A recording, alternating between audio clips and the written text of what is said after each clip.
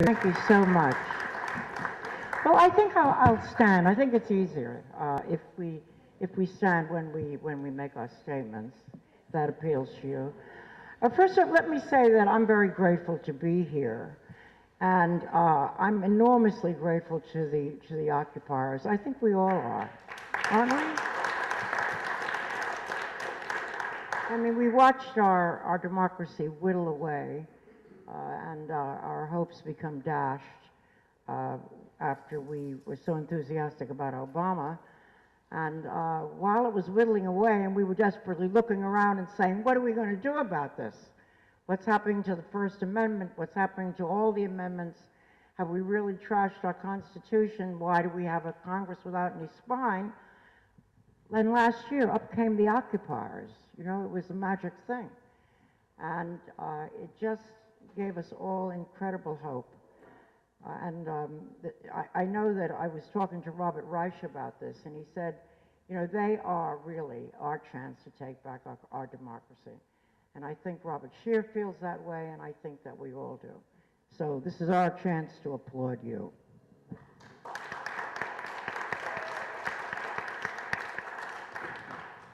All right, I think the best thing, the way we'll do this, instead of my just running down and introducing everybody, and then going back and having them speak, which gives us the opportunity to forget who they really are and what their credits were.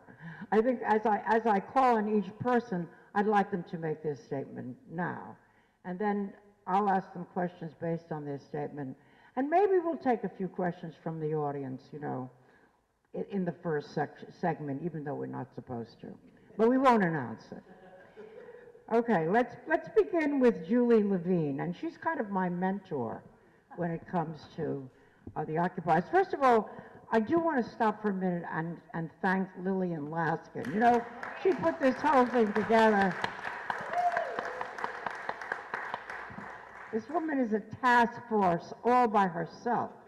And when Lillian calls, you answer. That's what I've discovered. But she's so organized. She's such a hard worker. You know, how about Lillian for president? Now that's really a choice, you know?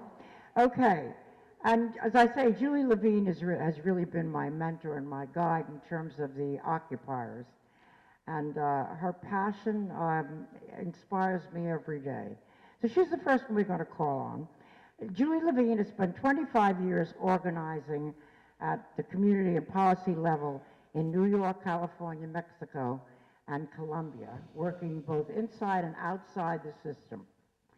She's a professor and field instructor, most recently teaching how to be an effective policy advocate at the USC School of Social Work.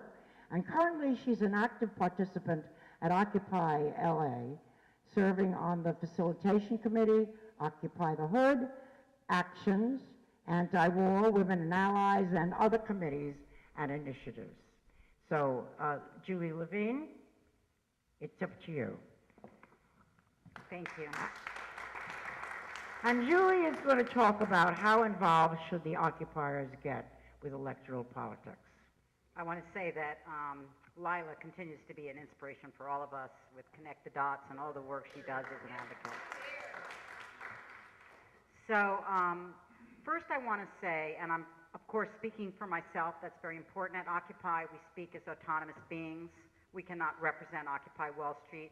Everything is very horizontal. I know someone else will be speaking about that. However, that having been said, my sense from what we have consensus on is that the Occupy movement does not believe that this system can be reformed. We believe that the system is built and exists based on slavery and exploitation and racism.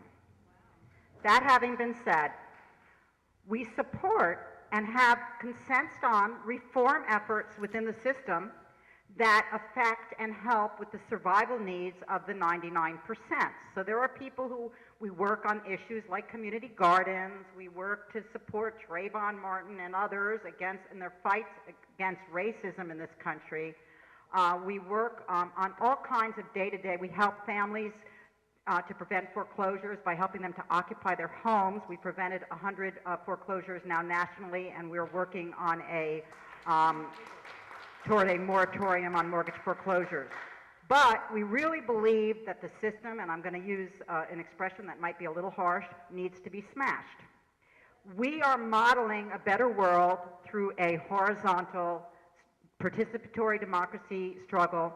There are many ways that people who believe in reforms can get involved. Many people are tooting their horn, calling themselves 99% and Occupy. I see it as all good. I think it's great. The more people spread, the more autonomous they can be. They should do their own thing. But we encourage people to come with your ideas and participate in our General Assembly and see what participatory democracy looks like and how we're working both to shape a better world and take on the corporations, the banks, those that are holding this country and the world captive. Basically, it serves them, the 1%, and the 99% are suffering, and the only way we see to change that is not through, piddling around on the edges. We have to take it on head on. And how am I on time? I think I still actually have a little time. So we definitely are going to support civil rights struggles. We work with low-income people of color, whether it's in Skid Row, whether it's through Occupy the Hood, one of our larger initiatives where we're working in low-income communities throughout Los Angeles to help people with their own occupations to take back their communities and also to take it back from the police state. And others will talk about that, but frankly, all of us are being targeted. Many of us have been arrested, many here today. You have a lot of occupiers in this room, so we really need to take that on. We could use your help in taking that on because they're arresting all of us. They plan not only to black us out of the media, but black us out of the streets. Thank you.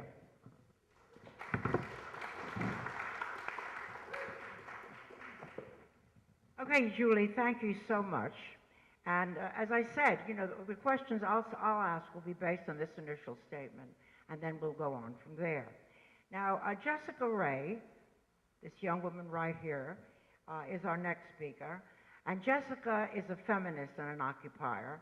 Indentured, it says, to the system through education debt, but recently radicalized through direct action-oriented participation in the Occupy movement. She lives in a consensus-based collective. That sounds irresistible, doesn't it? I'm dying to know what that means. That formed organically out of the occupation. She used to want to be a lawyer, but she has now rejected the idea that fighting for liberation should be a hobby on the side of one's real life. Her interests include smashing patriarchy, deconstructing power relations, and finding ways to expose and discredit the bipartisan dictatorship. So, in other words, she's a real revolutionary. And Jessica, let's hear your statement. You're going to talk about the General Assembly and horizontal decision making. You don't want to start? Yeah, I got it. Okay. The Occupy movement sprung up because an entire group of people were done with politics as usual and the petty, divisive politics of the mainstream narrative. Instead, we occupied, we assembled together to explore and create collective will, to create a horizontal space to have constructive political dialogue.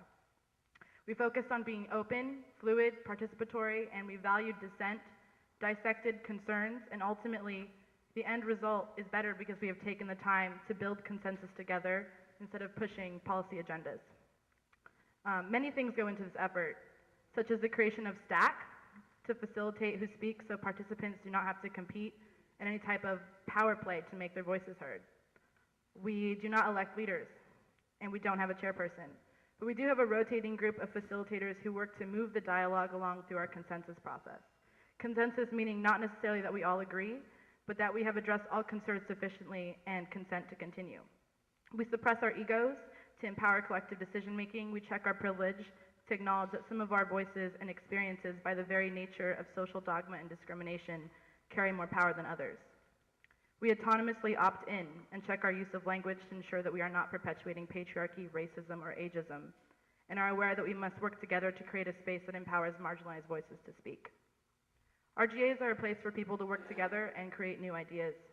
It's an outlet for people who are disappointed or frustrated, who are ready to put faith in themselves instead of a bought-out elections and corrupt government. Other organizations and nonprofits allow activists to be plugged into a previously determined agenda through mechanical actions like canvassing, petitioning, cold calling. Participation that requires performance but doesn't take into account consideration of the organic voice of activists. More than that, it is important to note that the Occupy movement is repressed because it has always acted outside of the political process and outside of the capitalist framework. An entire group of people decided to meet up and work together because they were disenfranchised from politics as usual. Instead, gradually, we put our entire selves into this experience, to the point of emerging differently because of it.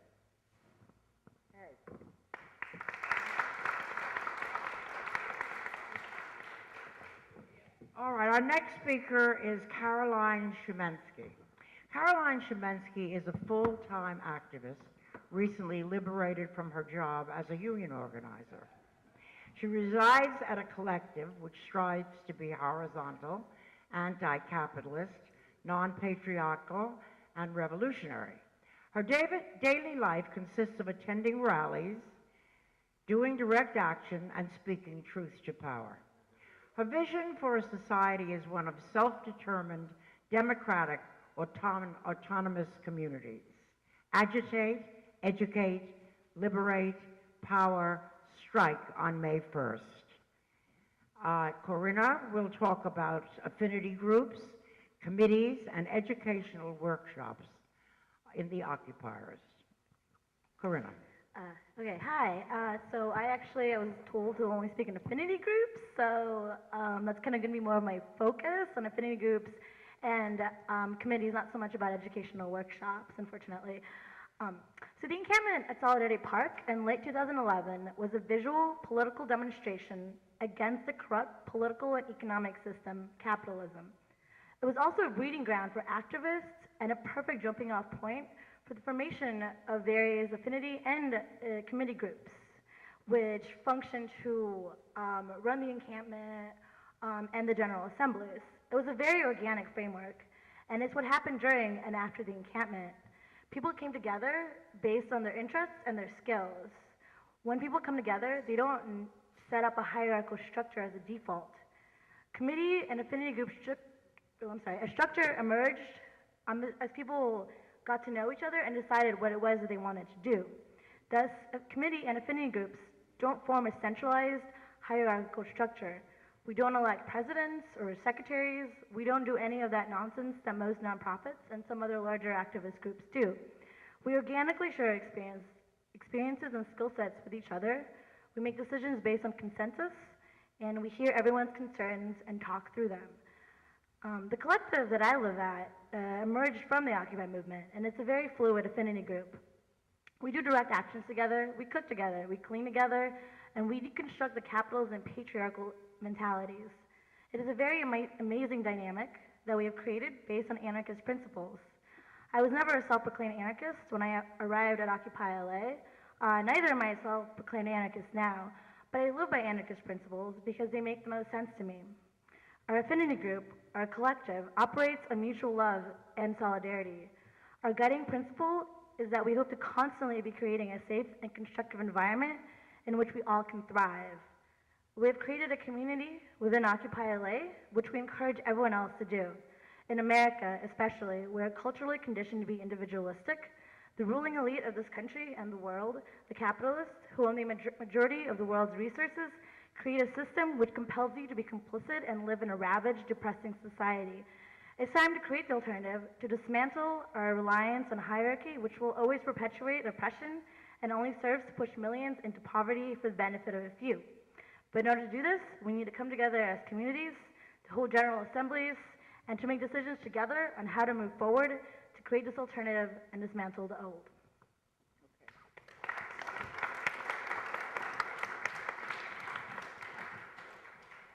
All right, now our next speaker is Bill Gallegos.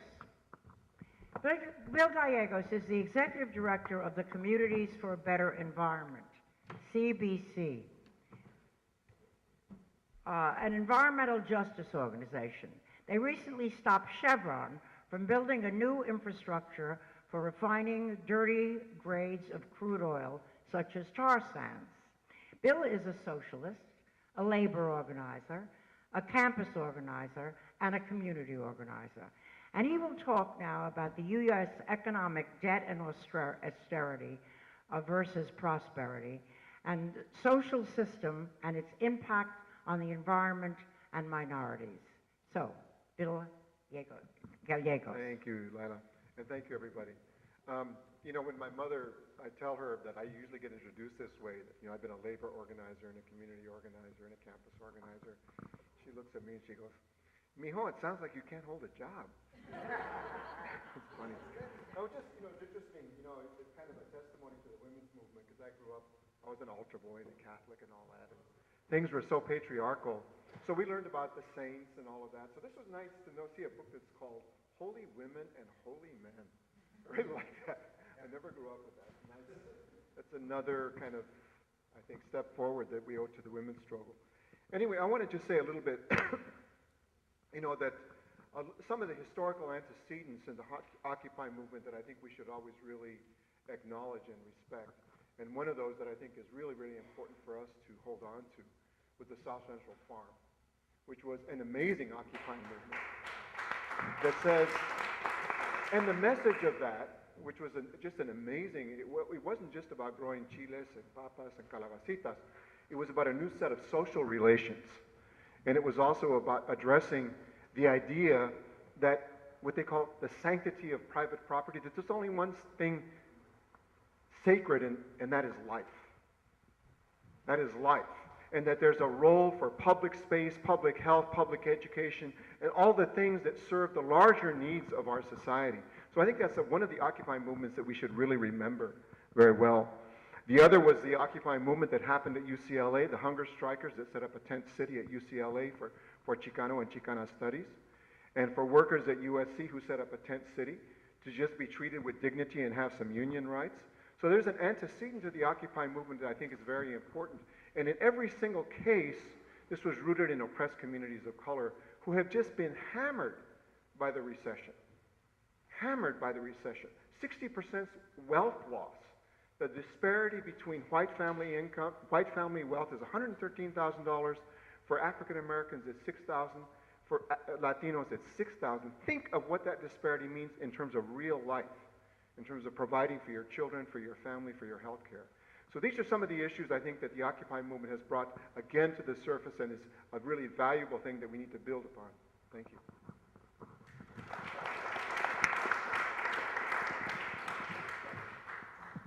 All right, now our next speaker is Michael Novick. Michael Novick is a longtime anti-racist and solidarity activist, a former school teacher and chapter chair of UTLA.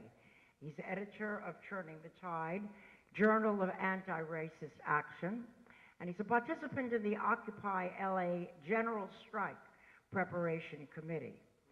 He's a member of the Jericho Amnesty Movement to free all political prisoners and chair of the local station board of KPFK. So, Michael, what do you do with your time? And he will talk about the electoral system, building alliances with existing groups, and the May 1st general strike. Michael. Thank you. They say politics is the art of the possible. Occupy Wall Street struck a chord across the country because it shifted the paradigm of the possible. It made manifest that politics is something vital and sensuous and based on people committing their bodies and their lives to the struggle for a better world. Occupy based itself on horizontal, direct, participatory democracy, on autonomy from conventional partisan politics, on opposition to the corporate capitalist domination of the media, the electoral system, the chatter and the discourse, and on resistance to the colonization of our imaginations by the 1%. Partisan electoral political activity has been the deathbed of many previous efforts for peace, justice, and social transformation. It's functioned as part of the 1-2 punch of cooptation and repression, the carrot and the stick. Malcolm X said we must understand that the fox, despite his smile, is as much a predator as the wolf and means to do us harm. Occupy understood that the question, but what do they want, is like the old Freudian question, what do women want? It was an attempt to confine us to the world of back-scratching and corruption that defines partisan legislative activity. So we're moving to a general strike on May 1st, a strike for the 99%.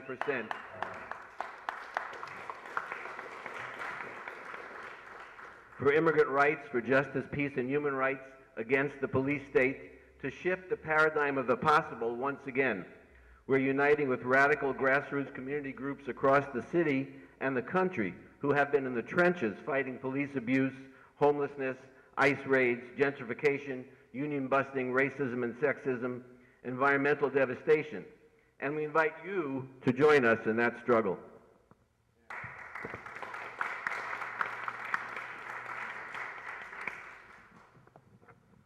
I really can't get over how you people are sticking to the time. This is the first time I've ever experienced that. It's really working. Yeah. Okay. Our next speaker is Yehuda Mayan. I hope I pronounced it right. Yehuda. Close enough? Yeah. Oh, Yehuda Mayan. Yehuda Mayan is a documentary filmmaker and an OLA occupier. His most recent feature-length documentary, Law of the Heart, is now in post-production. For the last 12 years, Yehuda has been teaching filmmaking workshops in schools in Cuba, Bolivia, and Guatemala.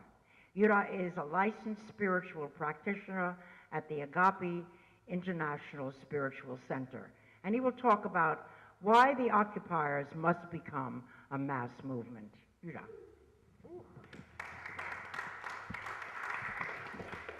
Thank you, everybody, for being here. Couple of things that I wanted to speak about is, first of all, the focus of Occupy. I think the main thing, and for me as an activist, but also an activist that believes that we need to do the things that we are for and not only the things that we are against, is about shifting the focus of the movement from being about them and starting to talk about us.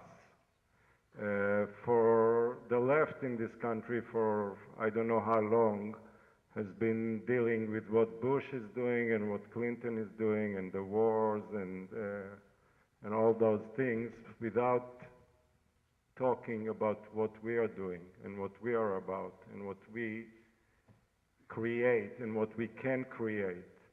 And so the Occupy was a great opportunity for me after years and years of frustration to just join a movement that is about what we want to create and about actually living it in the occupation, but even now in the neighborhoods. You know, in the occupation, before the eviction, it was easier. Now it's a little more complex, but it's about who we are.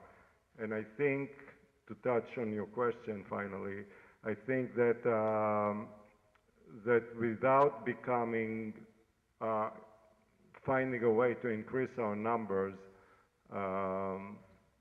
we cannot make a revolution. It's very simple. So if we are about revolution and if we are about empowerment of people to do what they are called to do, for each person to do what they're called to do, to create what they're called to create. So we need to count on numbers. And to answer the question, how do we get to a critical mass, is the question of the century. Obviously, it's I'm not going to say that I have the answer. I don't know who's got the answer.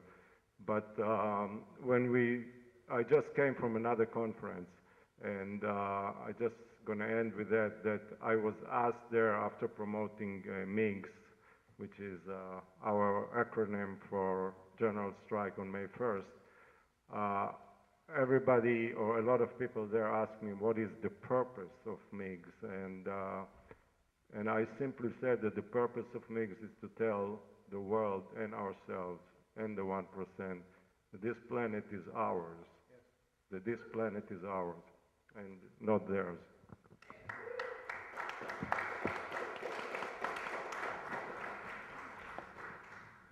All right, our last speaker is Bill Boyarsky. Bill Boyarsky is the political correspondent for Truthdig. He retired as city editor of the Los Angeles Times in 2001, and I will say that I personally have missed him ever since. Before that, he was a columnist, city, county, bureau chief, and political writer. He taught journalism and political science for several years at the University of Southern California. Boyarsky is the author of many books, including his most recent, Inventing L.A., The Chandlers and Their Times. Let's see, Bill. His topic is how the Occupy movement has changed the national conversation in the media and the establishment. Bill Boyarsky. Well, I thought, I visited, I wrote about the Occupy LA movement, and while it was going on, I thought it was a tremendously powerful thing that that and the Occupy movements across the country, including Wall Street, changed the political dialogue for this election. It's now about the issues that Occupy talked about. Now, so it was tremendously important. I also thought it was tremendously important, and it brought a whole bunch of young activists into community organizing and gave them a start in learning the skills that are necessary to do that. Now, the thing about the media, you wanted me to talk about the media. The media was completely incapable of understanding the Occupy movement. I mean, totally couldn't get it. Now, why is that? Well, you know, the easy answer is that it's controlled by Wall Street and the establishment and all of that. That actually wasn't quite happening. The reporters who were out there covering the Occupy movement actually are as oppressed as anybody. I mean, they're all going to get laid off in the next few weeks. Some of them were freelancers who made hardly anything. It's just that journalists were so traditional in how they see everything. And journalism is a very top-down profession. It's like the service. And their bosses are very traditional. And they find it very hard to understand something that doesn't have a president, a press secretary, press releases, and a 4-point program. So when they got there to the Occupy places, there was none of this, and they were very confused, and they didn't tell the story. That's not new with the media. For going back in time, the traditional mass media didn't get the protests against the Vietnam War either, and that's just a sad, tragic thing. Luckily, I don't work for them anymore. I work for Truthdig, which is a free website edited by Robert Scheer, and we can write what we want in the way we want to. Thank you.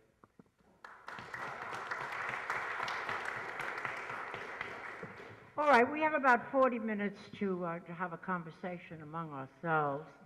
And I would like to begin by getting some specifics about the Occupy movement, because we know that they work in an untraditional way. They don't consult with Congress. You heard Julie say that they are not involved in electoral politics. I don't know if that's true of every Occupy movement throughout the country. And I don't know if it can continue, because we, after all, do have a Congress. We do have a president. We may not like it, but we have a president, and unfortunately, we have a Supreme Court. We do have a system, and we are stuck with it, at least for the moment. So let's talk about how the occupiers actually do work. We know that there are committees. They have other names for some of these committees. And Julie, we would like to know what some of these committees are. I know that you have a foreclosure committee. I know that you have a building of unions committee, to put it a little awkwardly. And I know that you have a number of committees. Talk about those committees and what actions you've taken to move those issues forward. Sure. I just want to say in response to Bill, we are still going on. A lot of people refer to us as when there was an Occupy. We're still occupying, we're still occupiers. We feel very strongly about that. This is not a past tense discussion, that's why we're all here. Okay, so I appreciate your remarks, but I felt the need to say that. Okay. In terms of our committees, we have an actions committee where we plan, and we're working on even being more planful in our various actions. We have rallies, demonstrations, actions, whether it's doing flash occupations of banks, whether it's calling attention and taking over the Federal Reserve. We have many immigrants' rights. We have speaking out against the planned $2.9 billion expansion of county jails and the complete Xing out of the adult education budget. We're there, we're on the streets, you name the issue, we're working whether in alone or in tandem with other groups. We do have a labor committee.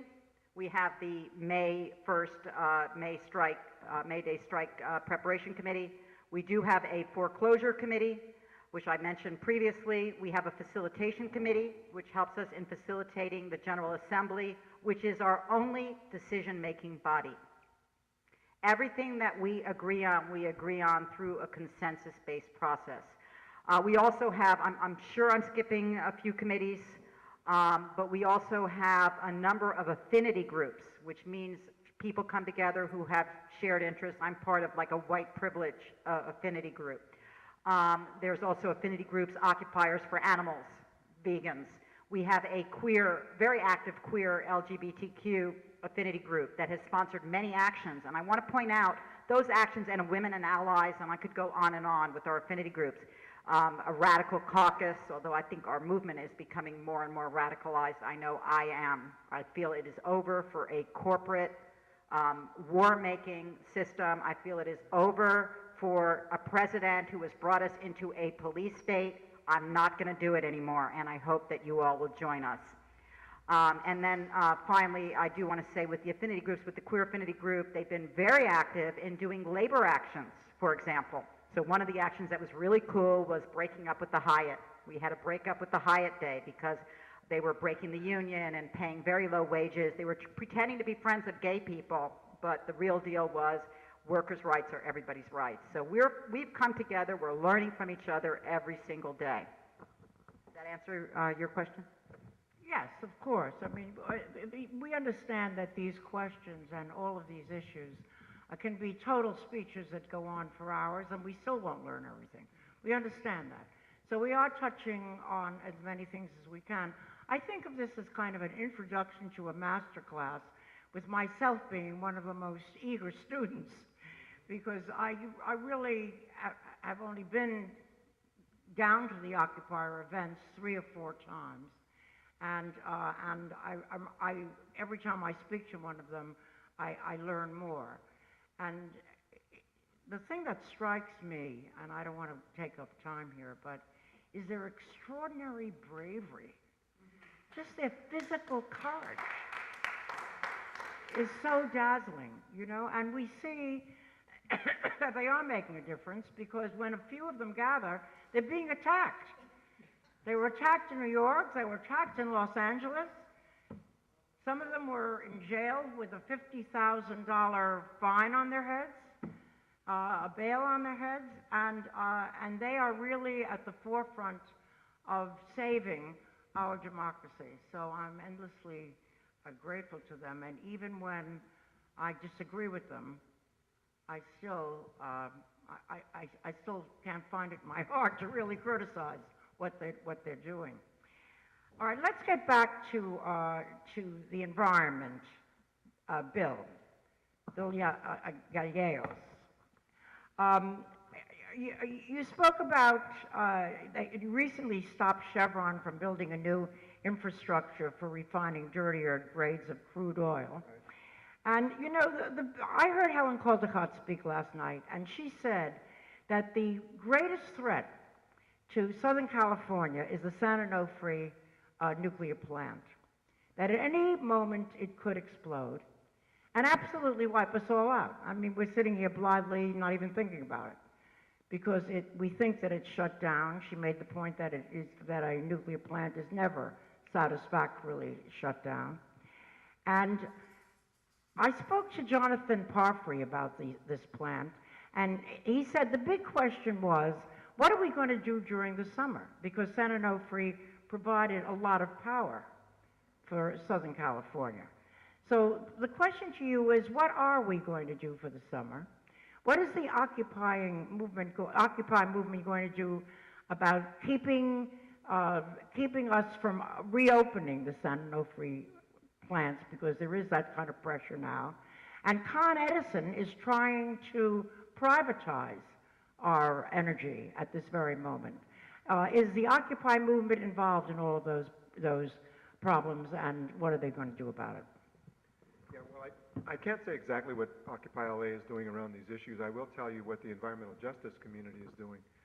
So I don't know if people are familiar with the term environmental justice, but we're distinct from the kind of the mainstream environmental community in that we work with working class communities of color. They're usually very poor communities that suffer the worst from our fossil fuel economy.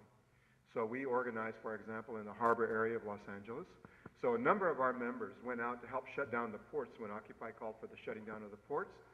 And part of that is motivated by the fact, out of solidarity, because we really learn solidarity and we understand solidarity, but also because the port is the largest polluter in the basin. And this means every other kid has an inhaler, everyone's dying of brain cancer, everyone's got respiratory problems and heart disease. So they're motivated, they're on the front line, they don't go home. Home is right near the ports, right near the oil refineries, right near the power plants. So they play a significant role in the front line of fighting some of the dirtiest part of the 1%, the oil and fossil fuel industry. So San Onofre is a piece of that, and I don't know if people know that the Department of Water and Power, Los Angeles Department of Water and Power, is the largest municipal utility in the country. It's huge. And 7% of our energy comes from nuclear. And the plan that they have is by the year 2030 to build out 33% of the energy is supposed to be renewable. But they want to keep that 7% nuclear, and they want to expand their natural gas production to 47%. Now I want to tell you, natural gas is not clean energy.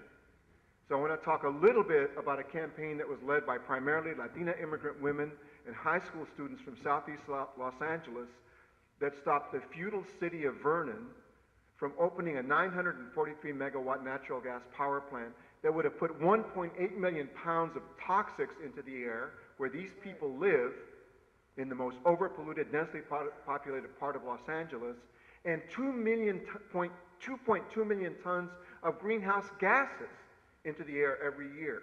These plants go for 50 years. So this is the kind of thing that's going on. We need to, if the Department of Water and Power says by 2030, they want to build out to 47% natural gas. So that means that the majority of our energy for the Los Angeles area would be dirty. It would be either nuclear or fossil fuel. This is not the direction we need to go. So the direction we need to go is a new vision of energy, one based on conservation and respect for Mother Earth, and the second based on genuinely renewable energies. Ethanol is not a genuine renewable energy source. It's dirty. And it takes food out of the production system so that people can have their SUV fuels. We don't want ethanol. We want solar, wind, hydro, the things that are genuinely from Mother Earth.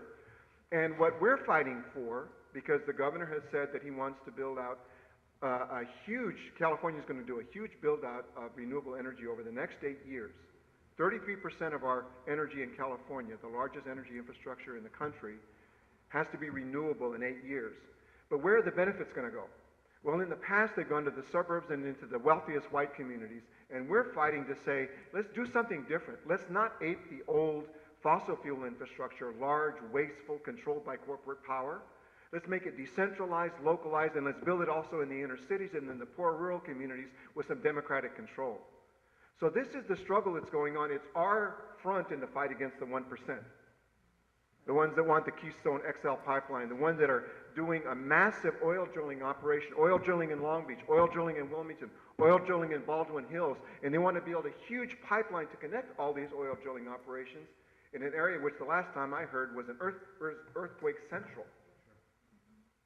Baldwin Hills Black, Wilmington Latino, Long Beach Cambodian, Latino and African American.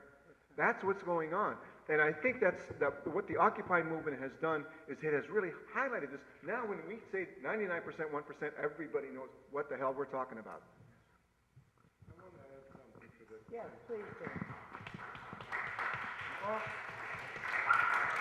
Drop some names.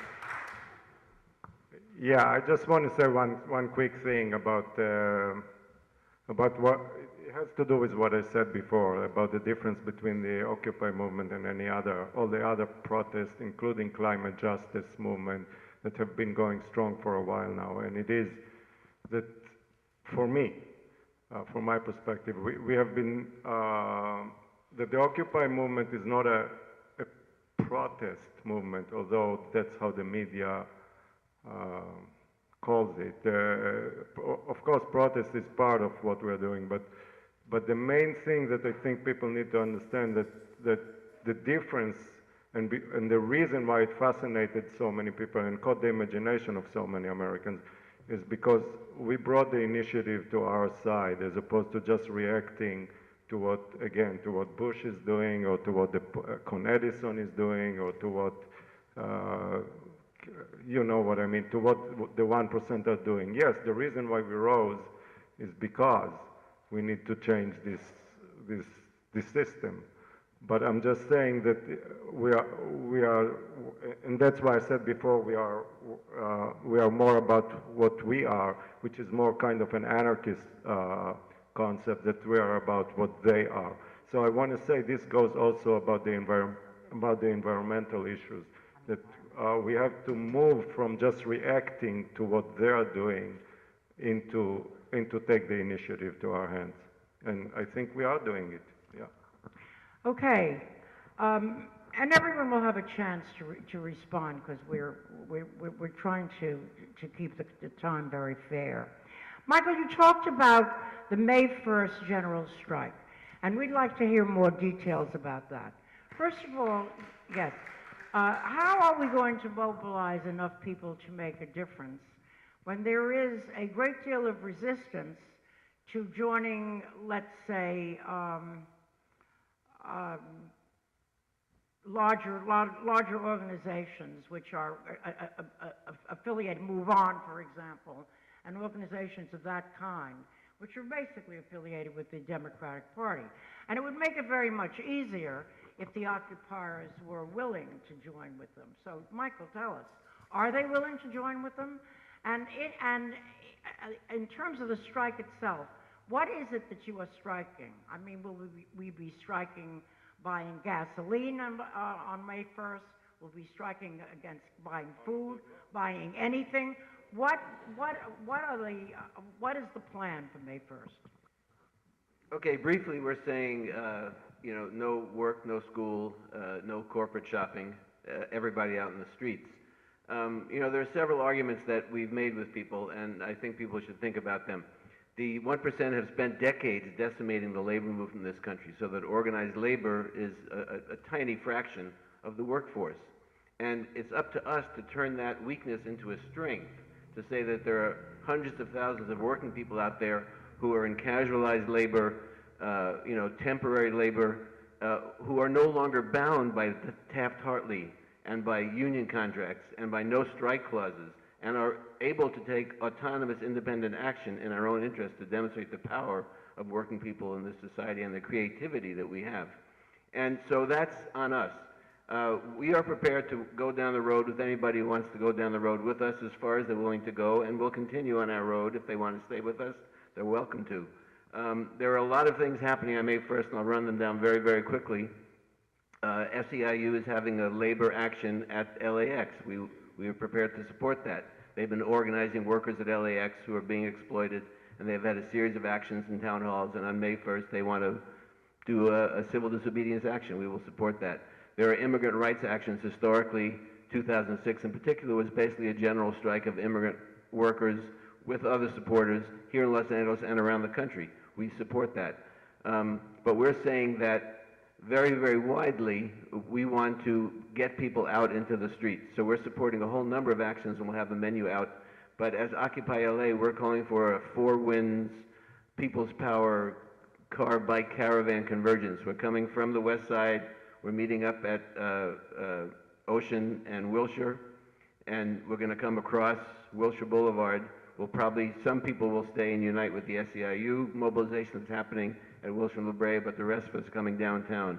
People are gathering up in the North Valley and coming down San Fernando Road or Glen Oaks down to downtown. We might stop at Walmart. We might stop at, some of the foreclosed homes. We'll probably join the County Fed labor action in Sun Valley, which is right off San Fernando Road. People are gathering at East LA College and coming across through East LA, where we've been working with people in Boyle Heights, Yabasta, and a lot of other community organizations, Corazon del Pueblo. People are gathering up at Cal State Dominguez Hills and coming up Central Avenue. That takes you through Compton, through Watts, through South LA, right parallel to Vernon and Huntington Park. And we want all those communities to understand that we're there as allies, and we're trying to unite with the people in those communities that are doing the kind of work that was just described.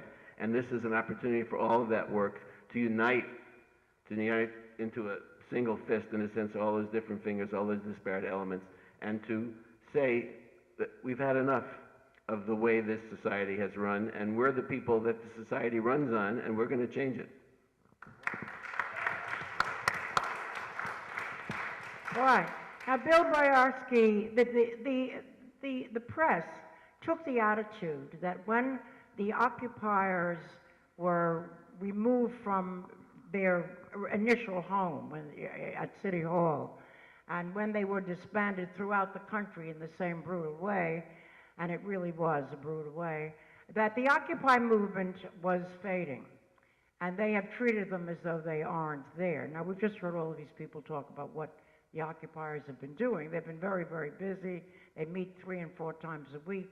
I mean, they're into these issues and have been successful in many of them, considering that they don't have the money of the 1% or the arms of the 1% henchmen.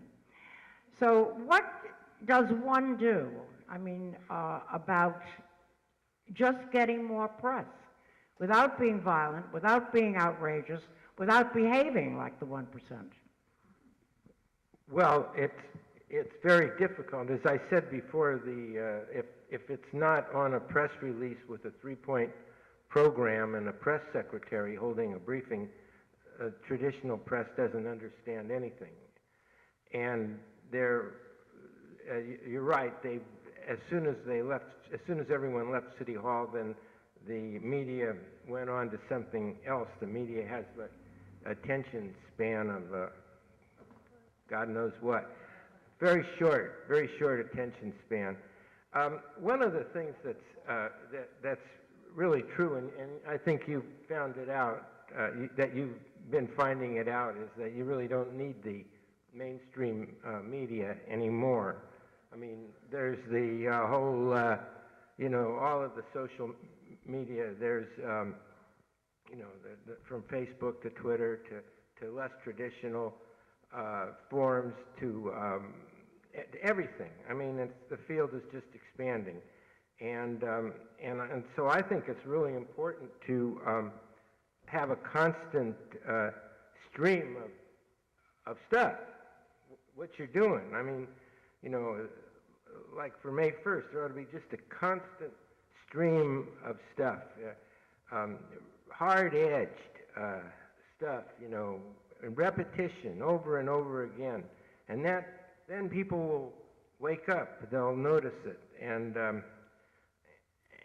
persistence, So that's one of the things you could do. All right. Now, Caroline, you wanted to address something to Bill. Is that right? Here, let me. Okay. I was going to give you my mic, but go ahead.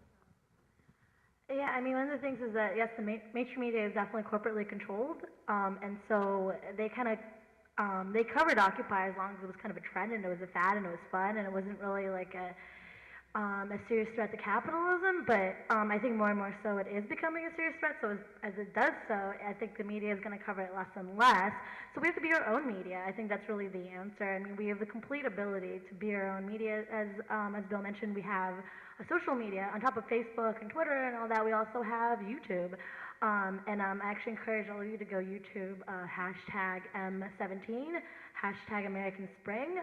We actually just came out with this really awesome video of what happened on March 17th when we celebrated the 6-month anniversary of this movement. It's a great video. So we're definitely becoming our own media. You can also go to occupyla.tumblr.com. And so we have a variety of media on the internet that we can use. So absolutely, we don't need the mainstream media. We have each other. So yeah. Let him have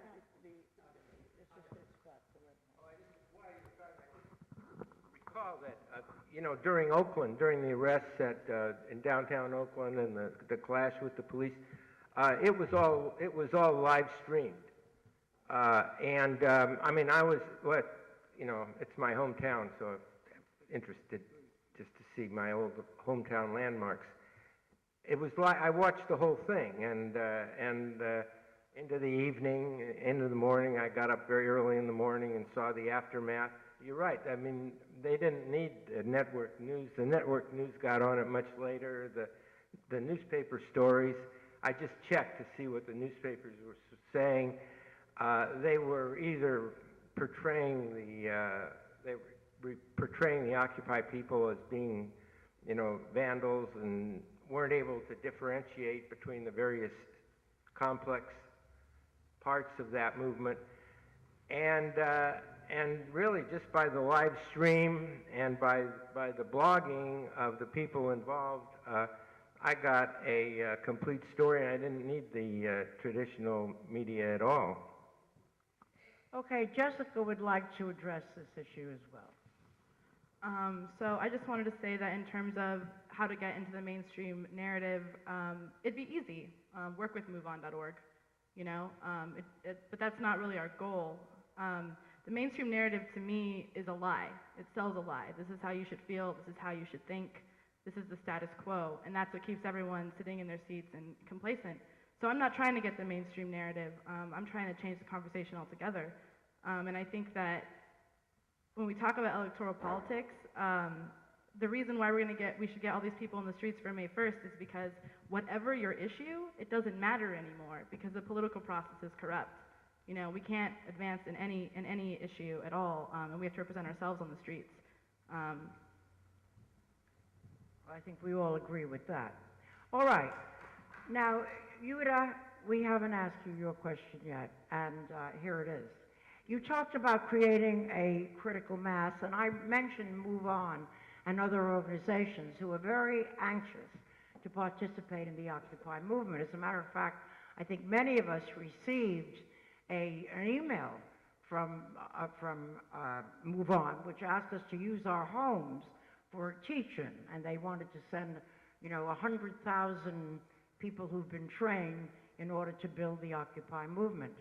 And we have not yet heard whether or not the Occupy movement is interested in joining these organizations, because if you're talking about building a critical mass, that's one thing Move On knows how to do.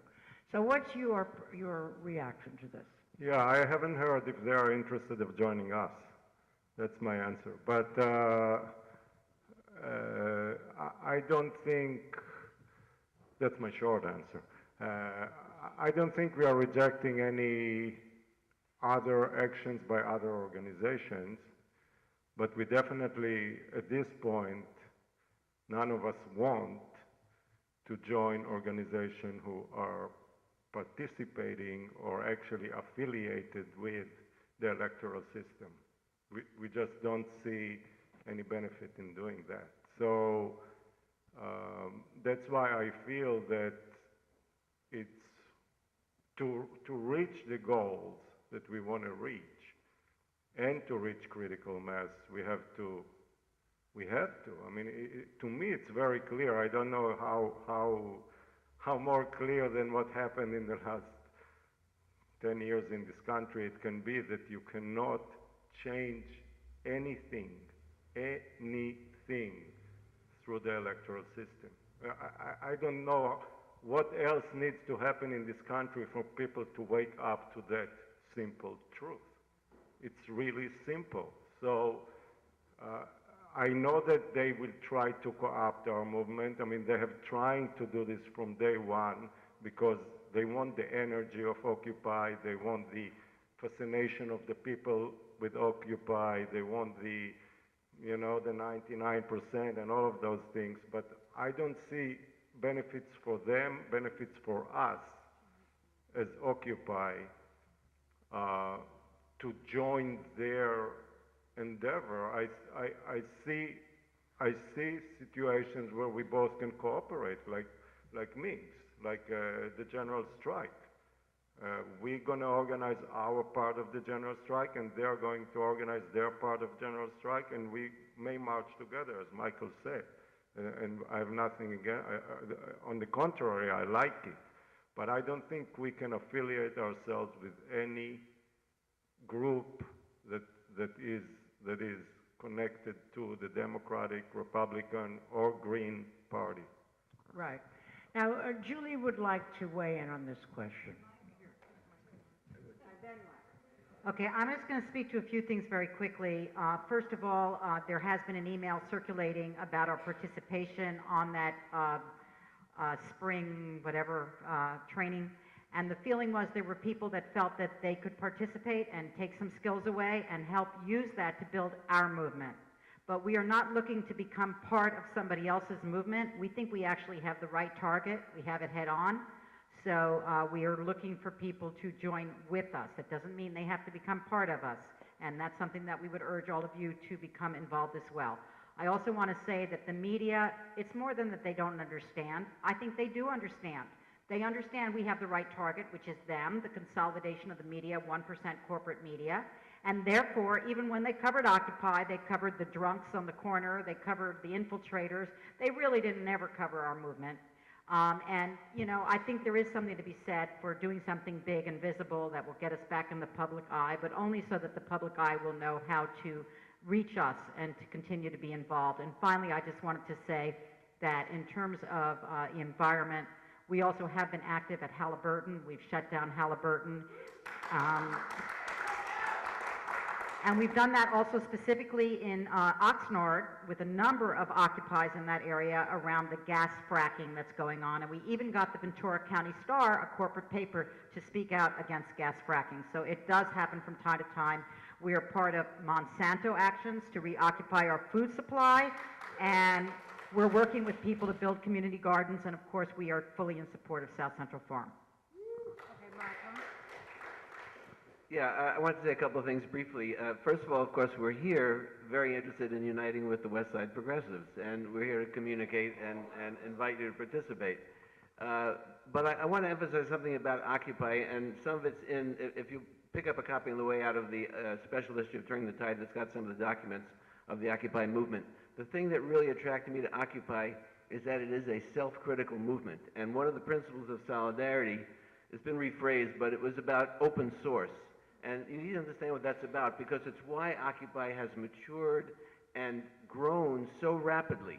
Because the open source is about the fact that thinking and working collectively and examining what you do and correcting the bugs through practice perfects it through more than any individual inventor or Steve Jobs or anything like that is open source. Open source is about examining what you do, seeing how it works, finding out what other people think about it, and then putting your minds together. And that's what we invite everybody to do with us.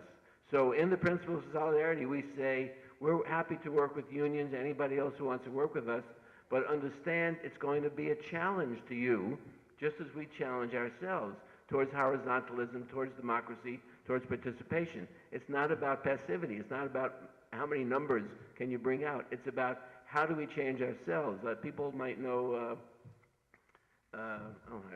senior moment, losing her name, wrote a lot of books, and she said, if what we try to change doesn't change us, we're playing with blocks.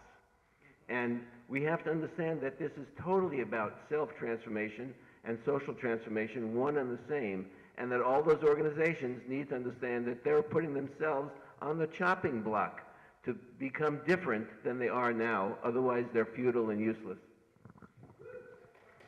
Lila, All right. if I just, Now, Lila, could I just make just a brief remark on the question of electoral politics? I just want to say real quickly that I believe that we, probably as most of us do, that we need to build an independent political and social movement. So that means politically independent from the Democratic and Republican parties. Having said that, I do want to say that every arena, as I understand it, every arena in which we contend in capitalism, whether it's the media, for us, the regulatory system, the educational system, every system is corrupt and bought off by corporate money. There's not an arena in which we contend in which that does not operate. I also want to make a point that especially in our oppressed communities of color, one of our important arenas of struggle has been around voting rights. And I don't think we can denigrate this. And these are not communities that have a lot of illusions about electoral politics or about the capitalist system. In fact, if you take a poll of generally, especially of oppressed communities of color, there's a much higher level of political sophistication and understanding about what the system really is. Having said that, I think that we have to, even for those folks that feel like this is not a system in which they want to participate, I think we have to recognize that a lot of the people that are contending in this are part of the 99%. And we have to reach out our hand to them. And I want to just give one example where it made a difference. This is where an electoral result ratified the struggle of a social movement, and this was against our fight against Chevron in Richmond, California. They run a 3,000-acre refinery, which is a poison factory for the poor black, brown, and Laotian people that live nearby. And they wanted to expand that refinery by 30% to refine dirtier grades of crude oil, and they had their eyes right on Canada and the tar sands. And our community members knew that we were fighting not just to stop this particular project, but for something that would become a model for the entire refinery industry in the United States. And the entity that approved Chevron's original project was the city council, because they bought and paid for that city council 100 years ago. So we waged a social movement. These folks, these poor black and brown and Laotian folks, waged a struggle for nearly 5 years on the streets, at the city council, in planning commissions, at the state legislature, where Chevron went to try to get an exemption to victories that were won at the local level, in the media, where Chevron would just take out full-page ads in the Contra Costa Time every week. I remember when I first saw this, I said, screw them, let's take out an ad. I thought they were like $500, they're $10,000. By the end of that time, we compelled the Contra Costa Times, the San Francisco Chronicle, to change their tune about this struggle. And it was the social movement that compelled that change. It wasn't because all of a sudden we got really smart about how to deal with the mainstream media. They were compelled to recognize this social movement. And for the first time in its history, a pro-environmental and environmental justice majority took over the city council. And Chevron spent a fortune, and they had the Democratic and the Republican Party, the unions and the Chamber of Commerce supporting their candidates. When we got that, the first thing that city council said is this project is not going forward. The second thing they said is we're going to start taxing Chevron because they've been undertaxed for decades. So I want to say it's not the answer. It is not the revolution. I don't want to pretend that it is. But I want to say, like any other institution, we can contend and fight there if we organize and we have some sense of politics and political sophistication. Thank you, Bill. Thank you. All right, we have to hear from two more of the two young ladies who were here, and then we will turn the meeting over to Bill Rosendahl, who's